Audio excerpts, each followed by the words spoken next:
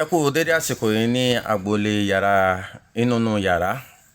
Nínú yàrá lágboolé ta wà báyìí lọ́kùnrin wa lóbìnrin wa lọ́mọdé wa lágbàlagbà láwa tá a bá ti mọ̀ nípa ìbálàjọṣepọ̀. Ó ní mo fẹ́ ká sáré sọ̀rọ̀ lé lórí.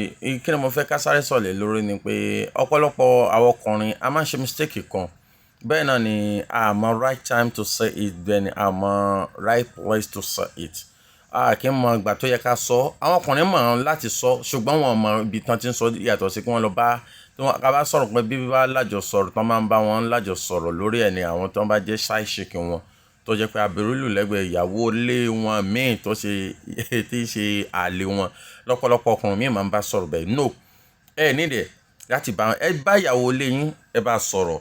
Ìyàwó ilé yín náà nídìí láti máa sọ pẹ̀lú ẹ torí pé ẹ ní láti máa jẹ́ kí ìyàwó ilé yín náà mọ̀ nípa àwọn nǹkan wọ̀nyí. Mo jẹ́ hijab sister ni, mo jẹ́ ẹlẹ́hà ni, mo jẹ́ woman of God ni, kò dé orí àwọn kan level tí mo fẹ́ sáré ṣàlàyé fún wa lẹ́yìn ọkùnrin. Ọ̀rọ̀ ẹ̀yin ọkùnrin eléyìí ló bá wí jù. Kí ni mo fẹ́ fàyọ ńbẹ̀ ni wípé tá a bá lọ wo ohun tó ń ṣẹlẹ̀ nínú ìgboro, àwọn hijab sister wọ́n ti ń complain. Ọ̀pọ̀lọpọ̀ wọn tiẹ̀ máa ń pè mí lórí àwọn ọ̀rọ̀ kan pé ibẹ̀ kọ́ mo fẹ́ lọ. Àwọn ẹlẹ́hà gan máa ń pè mí, àwọn woman of God tó máa ní ìyàwó ọkọ àwọn nìkan náà làwọn dára dúró lé lórí bọ́ọ̀tù ọkọ àwọn ìfọ́ àwọn ní àwọn level kọ̀ọ̀kan. But eléyìí tí mo fẹ́ ṣàlàyé ọkùnrin ló bá wí. Kí mo dẹ̀ fẹ́ sọ̀rọ̀ nípa rẹ̀ pé àwọn ọkùnrin a nílò láti máa sọ àwọn ọ̀rọ̀ ìsọkúsọ fáwọn ìyàwó wa lẹ́ẹ̀kọ̀ọ̀kan. Kí ni àwọn ọ̀rọ̀ sọkúsọ yìí tí mo pè tá wá ní ọ̀rọ̀ sọkúsọ lẹ́ ń sọ yẹn ọ̀rọ̀ sọkúsọ yẹn náà ni ó máa ń dùn mọ́ obìnrin nínú. Tẹ́ bá ti wà pẹ̀lú obìnrin nínú yàrá yín tó jẹ́ pé ti wà lábúrò òrùlé yín tó yẹn tó obìnrin jọ wà, ẹ sọ àwọn ọ̀rọ̀ tó jẹ́ àwọn ọ̀rọ̀ tó máa mọ́nú rẹ̀ dùn. Ẹ sọ sọkúsọ gba fífọ́, ẹ sọ̀rọ̀ bí òbò, ẹ sọ̀rọ̀ bí okó ẹ̀fọ́ ọyàn, ẹ sọ̀rọ̀ ìdí láàrin ẹ̀yin méjèèjì kẹjọ kan jọ mọ̀ ẹ jẹ́ kí inú wọn dùn. Because ọ̀pọ̀lọpọ̀ obìnrin ló ti ní ẹni míì tó jẹ́ pé ó kàn múnú ẹ̀dùn lórí ìsọkúsọ yẹn lásán. Ọ̀pọ̀lọpọ̀ obìnrin ló ti mọ̀ dóbi pé obìnrin tó bẹ́ẹ̀ nìyẹn bá tiẹ̀ ti ní tóbìnrin bá ti ní ẹni tó bá ní nǹkan tó ń sọ báyẹn fún tó ní ẹni tí ń sọ báyẹn tá a mọ̀ sí bad boy tó bá ní ẹni tó àbí naughty boy tó bá ti lè ní ẹni tí ń sọ kan báyẹn fún ṣẹ́ mọ̀ pé obìnrin máa fọ́ fún. A máa fà á tóbi débi pé ọ̀pọ̀lọpọ̀ wo ní mọ̀ pé ìsọkúsọ yìí ń gbà mí obìnrin ní rẹ̀. Ẹ bá lọ wo orí fóònù mi, tẹ́ bá lọ wo orí fóònù mi lóbìnrin, ó jẹ́ hijab sister ni àbí ó jẹ́ ẹlẹ́hà ni tó ń bojú ni àbí ó jẹ́ hijab sister ni àbí ó jẹ́ sister ni àbí ó jẹ́ woman of God lẹ́sìn mùsùlùmí àbẹ́sìn Christian àbẹ́sìn mi. Ṣé mọ̀ pé ọ̀pọ̀lọpọ̀ obìnrin tá bá kó 100% wọn jọ 80 ní ìtàn pè ní blue film lórí fóònù yìí tá a mọ̀ sí sex film wọ́n ní lórí fóònù. Ṣùgbọ́n ìtàn nǹkan wọ̀nyí àbí sex talk nǹkan wọ̀nyí làwọn obìnrin dẹ̀ ní láti máa jẹ́ kẹ́ máa já wọn sí gbà mí. Ẹ má wò pé àfààní mi ṣé màá máa sọ̀sọ́kúsọ fún ìyàwó mi. No, ìyàwó ẹni ẹlẹ́tọ̀ọ́ ẹni o ní láti sọ fún. Mú ṣeré pẹ̀lú díẹ̀, mú ṣeré pẹ̀lú ọmú ẹ̀, mú ṣeré pẹ̀lú ojú ara ẹ̀, mú ṣeré pẹ̀lú kó ẹ̀, mú ṣeré gbà kan wọ́n ló mọ bó tilẹ̀ mú ìyàwó ẹ̀ ṣeré lọ́nà tó lè fi understand ẹ̀.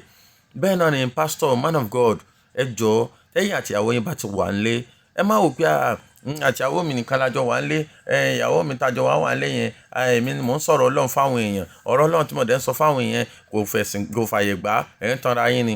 Ẹ lọ wo fóònù ìyàwó yín much ẹ rí i pé blue film tá a mọ̀ sí sex film ó pọ̀ jù ń bẹ̀ tó jẹ́ pé tá bá ń sọ̀rọ̀ pa bad boy ẹ̀bẹ̀gbọ́ tá bá ń sọ̀rọ̀ pa bad boy ọ̀pọ̀lọpọ̀ obìnrin ni ó ní ẹni tó ní crush fún o. Yes, ọ̀pọ̀lọpọ̀ obìnrin ló ní ẹni tó ní crush fún. Tẹ́ bá lọ orí fóònù mi tẹ́ bá ní olórin wo ló fẹ́ràn á máa gbọ́ Lámìdé ni. Ẹ bá ní olórin wo lẹ fẹ́ràn àmọ́ fẹ́ràn Davido. Ó ní crush fún Davido because of their voice, because of their noticed ìtàn kọ yẹn gangan ni wọ́n tẹ̀lé. Ọ̀pọ̀lọpọ̀ ẹlẹ́hà ló ní orin Ọlámìdé lórí fóònù, ọ̀pọ̀lọpọ̀ ẹlẹ́hà ló ní orin Àṣàkẹ́ lórí fóònù, ọ̀pọ̀lọpọ̀ ẹlẹ́hà ló ní àwọn orin sìwọ́sẹ̀wọ́ yẹn lórí fóònù tí wọ́n ní crush pẹ̀lú ṣùgbọ́n wọn láǹfààní láti dọ́dọ̀ wọn ni o. Ṣùgbọ́n ẹ̀yin náà wá nílò láti bá jẹ́ bad boy fún ọkọ ìyàwó yín lẹ́ẹ̀kọ̀ọ̀kan. Wise ẹni láti place ibi tó ti wá place ibi tí a sọ pé place tíyàn ti lè máa sọ tẹ́yìn àti ìyàwó yín bá ti wà tẹ́tí wà nù yàrá ẹ sọ ẹ jẹ́ kí ìyàwó yín náà tiẹ̀ feel ìsọkúsọ lẹ́nu yín ìbá yóò bá wà lágbájá ẹ ṣe àṣọ ìsọkúsọ lẹ̀ máa sọ ó múnú ẹ̀ dùn. Ṣé ẹ understand? Ó múnú ẹ̀ dùn. Right time yẹn náà ni pé time tẹ́ bá máa sọ ẹ̀yin àti ẹnìkan ló máa wà. Right place náà ni pé ẹ̀yin àti ẹnìkan náà ló máa wà. Time tẹ́ bá jọ sọ yẹn ẹ̀yin àti ẹnìkan ló máa wà. Ẹ nílò láti máa sọ ẹ̀yin obìnrin ẹ̀yin ọkọ wa ẹ̀yin ọkùnrin ẹ nílò láti máa sọ fún àwọn ìyàwó yín torí pé ọ̀pọ̀lọpọ̀ obìnrin ló nílò láti máa mú ṣeré pẹ̀lú sex tongue. Ó nílò láti máa mú ṣeré pẹ̀lú sex voice. Nílò kọkàn bú kọkàn múra kankan. No, wọlé mú ìyàwó ẹ̀ ṣeré ńgbà míì, wọlé mú ìyàwó ẹ̀ ṣeré. Eléyìí tiẹ̀ kọ́mọ sọ́dọ̀ àwọn àǹfààní, ó kọ́mọ sọ́dọ̀ àwọn tí wọ́n bá gbẹ ìsìn gbọ́. Ẹ̀sìn ò ní nǹkan ṣe pẹ̀lú àtìyàwó ẹ̀ tẹ̀jẹ́lẹ́tọ̀ọ́. Sọ̀sọ̀kúsọ lẹ́nu létí ìyàwó ẹ̀ kí ìyàwó ẹ̀ ní alágbáyé wà lóun sì náà ni yàsín gbóhùn tì ọmọ gbóhùn sì náà ni kọ́ni dáàdì tí mi ẹ stop ẹ mọ̀ pé ìsọkúsọ lẹ́sọ yẹn ni ó ń múnú ẹ dùn. Ẹni òun láti múnú ara yín dùn lórí ìsọkúsọ ńgbà míì. Yẹ ṣe gbogbo ẹ̀ ní ẹ̀sìn òde bí àwọn nǹkan míì. Àwọn míì màmá wò pé ẹ̀sìn ni ẹ̀sìn òde bẹ́ẹ̀ ẹ jẹ́ máa sọ òdodo ọ̀rọ̀ fún yín. Ẹ̀sìn kò dé bí ọ̀rọ̀ sọkúsọ nípa okó àtòbò níwà tìyàwó rẹ̀. Bàbá mi ẹ máa sọ o. Àwọn obìnrin yẹn náà nílẹ̀ o láti máa sọ fún wọn. Àwọn obìnrin yìí dẹ̀ dúró lórí pé àwọn ò ní ṣe ṣìnà pẹ̀lú ọkọ wọn. Ẹ wá nílò láti máa sọ̀rọ̀ ṣìnà fún wọn. Ẹ bá ẹ fẹnu ṣe ṣìnà pẹ̀lú wọn, ẹ fara ṣe ṣìnà pẹ̀lú wọn. Ẹ jẹ́ kó mọ̀ pé yes ìwọ náà ni. Ẹ jẹ́ kó feel pé tí n bá lẹ́lòmíì tí n bá ẹni tí mo ní is okay. Ẹ má jẹ́ kí ìyàwó máa jẹ àwọn ẹlẹ́yà nìkan. Ẹ má jẹ́ kí ìyàwó máa jẹ àwọn hijab sister àbí sister ni. Ẹ má jẹ́ ìyàwó jẹ wọn. Àwọn women of God pọ̀ tí ìyà ń jẹ.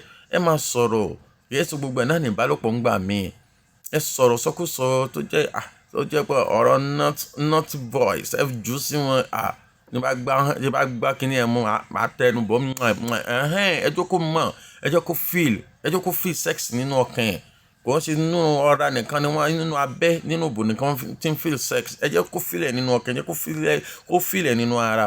Ẹ jọ̀ọ́ eléyìí mo fi ń bẹ àwọn obìnrin pè mí tán, àwọn obìnrin pọ̀ tán pè mí lórí àwọn kan wọ̀nyí, but mo nílò láti jẹ́ kí àwọn ọkùnrin náà ká mọ̀ pé àwọn kan wọ̀nyí obìnrin náà nílò rẹ̀.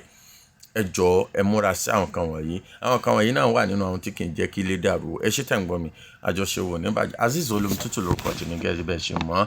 Baálẹ̀ inú yàrá yín náà ní kí n lákòókò tàwa pé ẹ máa ṣe dáadáa nínú ayé.